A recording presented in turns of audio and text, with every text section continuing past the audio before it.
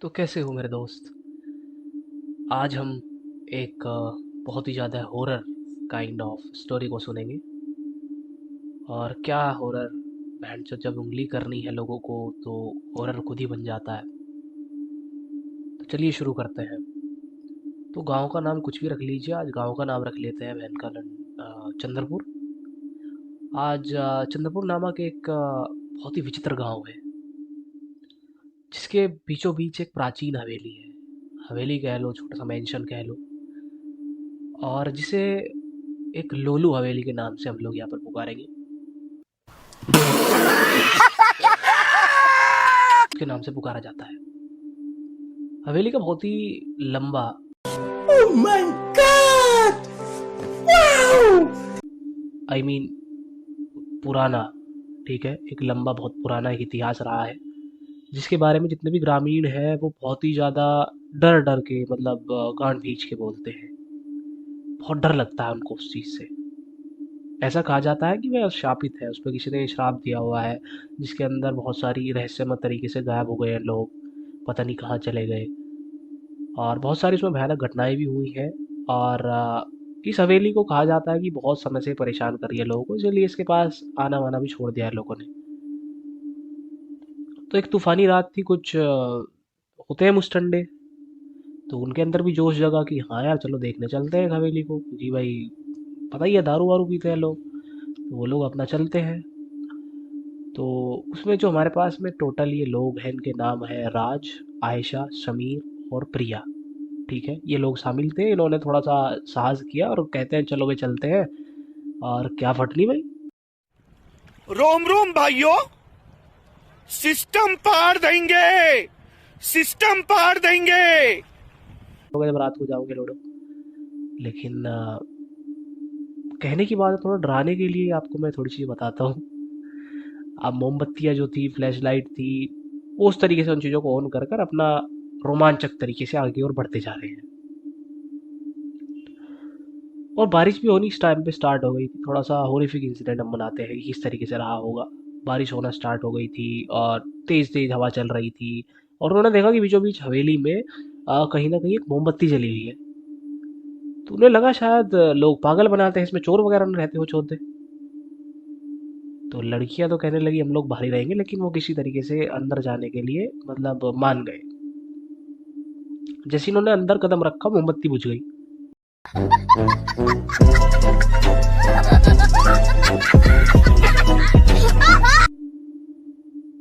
और एक तरीके से उनको लगा कि कहीं ना कहीं जो उनके नीचे का फर्श है उसमें कुछ खुरचने की आवाज आ रही है। और बस उनकी फट गई उस चीज को देखकर। उनको लगा कि कहीं ना कहीं हमारा स्वागत हो रहा है। अब हवेली का जो मुख्य हॉल था, ठीक है, वो बहुत ही ज़्यादा, उसके अंदर जो फर्नीचर रखा हुआ था बहुत पुराने तरीके का था। और उसमें मकड़ी के जाले वगैरह ये सब लगे हुए थे। आप एज्यूम कर सकते हो किस तरीके से होगा, थोड़ा हॉरिफिक सा। ठीक है, ठीक है, समझ गया।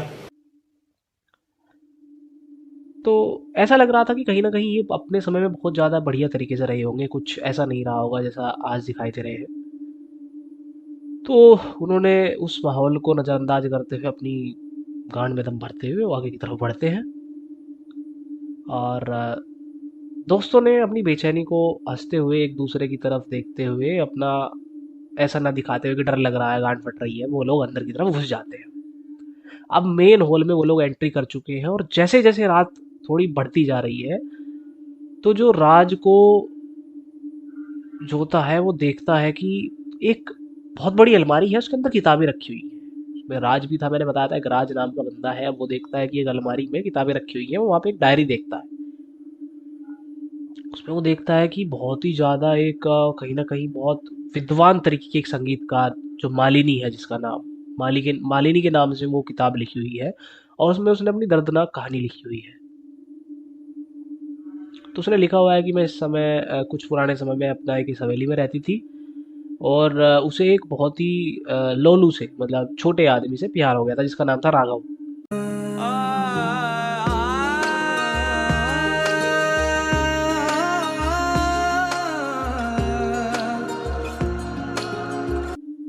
तो उस समय ये सब चीज़ें करना थोड़ा गलत था कि ये आप बिना शादी किए आप ये सब चीज़ें नहीं कर सकते थे, प्यार वगैरह धोखा है और आगे बैठ जाओ, मौका है।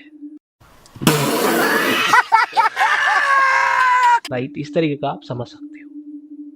तो उस टाइम पे नहीं था ये सब, तो उनके रिश्ते से नाराज होकर कुछ ग्रामीणों ने जो था उनको सजा के तौर पर उन्हें हवेली के अंदर बंद कर दिया, एक कमरे में। और अब उन्होंने बाहर बैठकर डिसाइड कर लिया था कि भाई अब इन दोनों को या तो मार दो, क्योंकि हम लोग नहीं चाहते कि ये सब चीज़ें हमारे बच्चों में भी अंदर आ जाए, वो लोग भी एक दूसरे से प्यार करने लगे।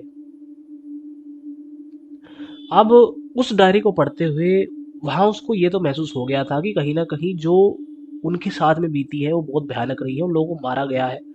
और उस डायरी के पन्नों से भी वो चीज़ें, मतलब वेदना जो थी उनकी, वो बाहर आ रही थी कि कहीं ना कहीं वो जो रहस्यमय तरीके से जो गायब हुए थे वो लोगों को बता दिया गया था कि वो लोग भाग गए हैं, लेकिन उन लोगों को जलाकर मारा गया था। और आज भी इस हवेली में माना जाता है कि उन लोगों की चीखने चिल्लाने की आवाज़ें आती हैं, लेकिन उस पन्नों में उनमें साफ साफ दिख रहा था कि किस तरीके से वो अपनी जीवन साथी से प्यार करती थी।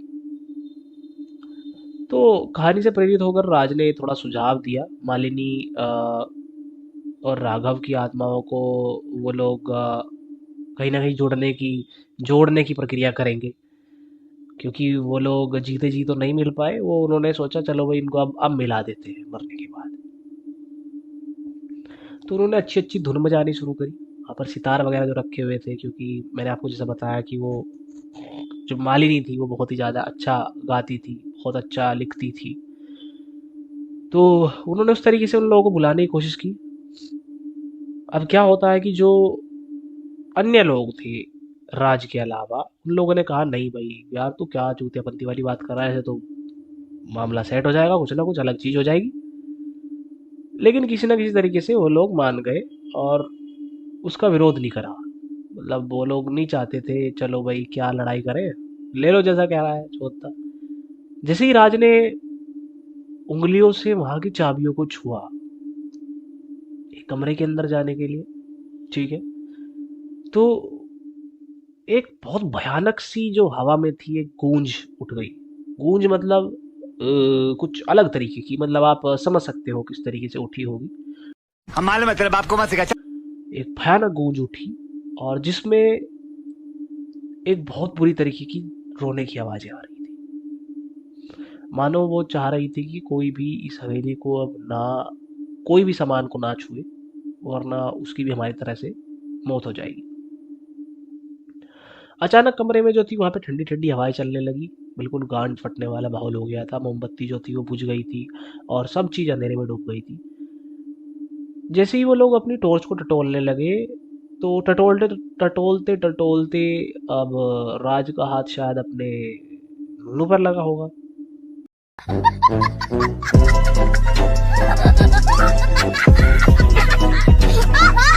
तो उसके अंदर एक घबराहट पैदा हो गई, नुनू कहाँ गया। खैर ये मजाक की बात छोड़कर हम लोग अगर आगे बढ़े कहानी पे, तो उनके दिल में धड़कनें सुनाई दे रही थी बहुत जोर जोर से, क्योंकि क्या था ना, एक दूसरे के पास वो लोग खड़े थे, लेकिन जैसे ही लाइट भाग गई, लाइट या मोमबत्तियाँ जो बुझ गई थी वहाँ की, अब अंधेरा हो गया था, तो वो लोग एक दूसरे को देख नहीं पा रहे थे, लेकिन एक दूसरे की धड़कनें सुन पा रहे थे, क्योंकि एक तरफ से विलाप करने की आवाज़ आ रही है, रोने की आवाज़ आ रही है, और एक तरफ उनकी गांठ फटी पड़ी है। अब क्या होता है, उनको दिखाई दिया कि सामने जो एक गैलरी होती है ना, गलियारा सा जो बना होता है, तो उस गलियारे में उन्हें एक टिमटिमाती हुई रोशनी दिखाई दी। तो अब उन लोगों ने निर्णय किया कि वो लोग उसकी तरफ चलना शुरू करेंगे, देखते हैं वहाँ क्या है। तो वो रोशनी धीरे धीरे उन लोगों को एक दरवाजे की तरफ ले गई, जहाँ जो एक तरीके का संगीत बज रहा था। रोने के साथ साथ एक संगीत की आवाज़ आ रही थी मधुर से। वो उस तरफ चलना शुरू किया, उन्होंने देखा कि जैसे जैसे वो उसकी तरफ बढ़ रहे हैं, वहाँ धीरे धीरे वो चीज़ मतलब तेज होती जा रही है। और एक दरवाजे के सामने खड़े हो गए, उन्होंने देखा, उस दरवाजे पे धक्का लगाने की कोशिश करी, तो जैसे ही उन्होंने धक्का लगाया तो क्या रहा,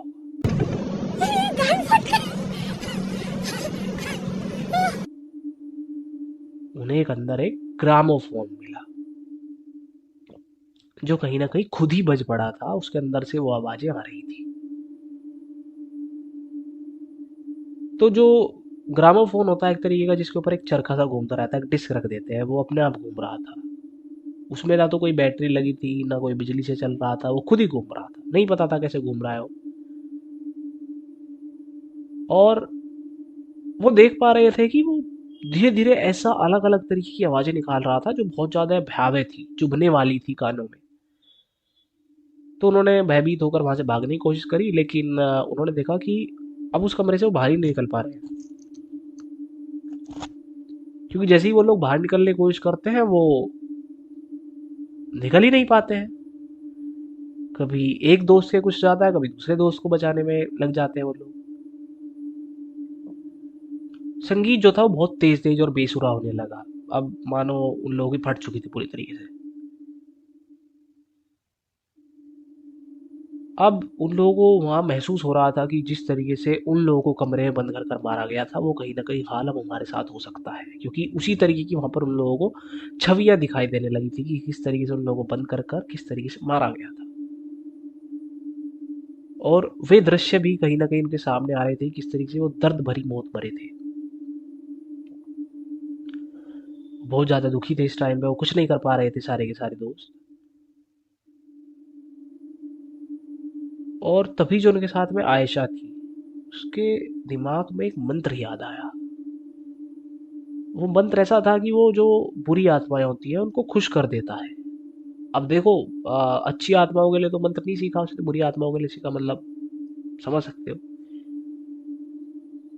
तो अब उसने मंत्र को जैसे ही अपने होठों पर जपना शुरू किया, तो उसकी जो आवाज़ थी वो उन गानों के साथ में, जितने भी वे संगीत आ रहे थे उनके साथ में घुल गई। जैसे ही उसकी आवाज़ अब वो अपनी उठाने की कोशिश कर रही थी उन आवाज़ों से, जो संगीत की आवाज़ थी उससे अपनी आवाज़ को उठाने की कोशिश कर रही थी, हवेली जो थी वो कांप उठी। और जो वहाँ उन्हें आकृतियाँ दिखाई दे रही थी, वो जो पहले हुआ था मालिनी के साथ में, वो कहीं ना कहीं हवा में बिखर गई। और ग्रामोफोन जो था वो अचानक रुक गया, और कमरे में एकदम से सन्नाटा हो गया। अब वहाँ एक दूसरे की भी आवाज़ नहीं सुन पा रहे थे वो लोग। और उन्हें दिखाई दिया कि कहीं न कहीं सूरज जो है धीरे-धीरे निकलने लगा है। तो लड़खड़ाते हुए थोड़ा-सा अब गेट खोलते हैं, गेट भी खुल जाता है एकदम से, और वो अपना हवेली से बाहर निकल जाते हैं। अब फिर से मल्हारा जो हवेली थी, या लोलू हवेली जिसको हम कह रहे हैं, वो बिल्कुल शांत खड़ी हो गई थी। अब वहाँ कोई नहीं था। अब फिर से जो ये रहस्य थे, जो ये लोग दोस्त अपने साथ में लेकर जा रहे थे, वो फिर से कुछ रहस्य आने वाले लोगों के लिए दफ़न हो गए थे। और उन लोगों ने उसके बाद में उस हवेली की तरफ आँख उठाकर भी नहीं देखा, वो लोग चौथे आए भी नहीं। लेकिन उनके मन में जो वो यादें थी अपनी मालिनी और राघव की, जो उन्होंने वहाँ वो उस कमरे के अंदर देखा, वो कभी भी उस चीज़ को नहीं भूल पाएंगे। और उस अंधेरे के बारे में वो सोचकर कभी ना कभी डर जाते हैं। सबसे पहली बात तो इतने बड़े चूतिया थे, वो क्यों क्यों जाने की जरूरत थी, उन लोगों को पता है कि वो हवेली खाली है। तो मैं आप लोगों को भी यही सलाह दूंगा, कहीं भी कोई चीज़ खाली हो, रात के समय कोई लिफ्ट मांगता हो, और कहीं भी आपको कोई जाने से मना करता हो, बड़ा बुजुर्ग आदमी, तो कृपया ना जाएं, अपनी गांड ना घिसाएं। वरना ये जो राज या इनके दोस्तों के साथ में हुआ, वो आपके साथ भी हो सकता है। क्योंकि पॉजिटिव एनर्जी है तो नेगेटिव एनर्जी भी जरूर होती है, राइट? हर चीज नेचर में बैलेंस होकर चलती है। ऐसा नहीं है कि सारे अच्छे लोग होंगे, कुछ बुरे भी होते हैं। ऐसे ही पॉजिटिव चार्ज मौजूद है तो नेगेटिव चार्ज ही मौजूद है, उसको न्यूट्रल करने के लिए। तो अच्छी शक्तियां हैं, अच्छे धार्मिक स्थान हैं, तो गलत तरीके की शक्तियां भी हैं। इस चीज को समझो, और ऐसी जगह जाने से बचो। अपने अंदर का जो जानवर है उसको शांत रखो। तो आशा करता हूँ ये कहानी पसंद आई होगी। अगर पसंद आई है तो देख लो भाई, जो करना है, मैं तो कुछ नहीं कहूँगा।